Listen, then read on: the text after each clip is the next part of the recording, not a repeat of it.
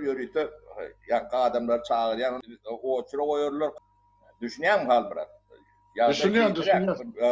Ne edip neme diye, o şu dağıtları görüp öğren, sizem şoları alarak olmalı. Ben yağdayını, yani Türkmen'in yağdayını bilem ok.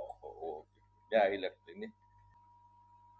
Onun Halmurat ben konkretni näme delip yönü demetseniz olur yahilet neme diye şeyler hep bolyan yerlere madırum. Şüphet tutgununa göre bir hiç olmağına bir vaqt bellemeli barmalı kavga. Men näme etseğim bilemem. Yani real nemetmeler düşünmeliler bunu. Nemetcek yerine nemetip bilya. Çıdar yalağım derler. Hakiki. Öğünleri başka nememiz yok. Bunu ne edip be uzar, onu bağıt korkudur. Yani bunu Türkmen usulü bilen.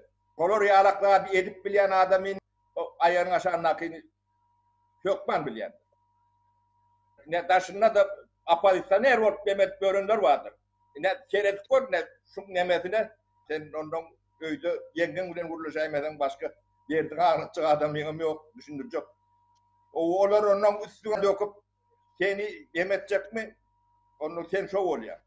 Solun diyeni oluyor da. Yesel adam yok.